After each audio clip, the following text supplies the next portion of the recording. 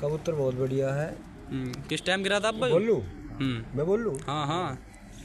कबूतर बहुत बढ़िया है। यो सुबेरी 7 बजे आ गया था और 1:52 में कबूतर यहाँ गिरा था। यो पूरी दोपहरी कबूतर उड़ा। यो कबूतर का तोड़ नहीं है इसका। यो कबूतर सरदने वाले खलील का कबूतर है। यो कबूतर में उड़ान बहुत ज़्यादा है इसमें। वो इसके 1000 रुपये दे रहा था। हमने इस कबूतर के उड़ान देख के कबूतर की हमने कई खिलाड़ी यहाँ पे देख रहे थे, वापस भेज दिए थे वे।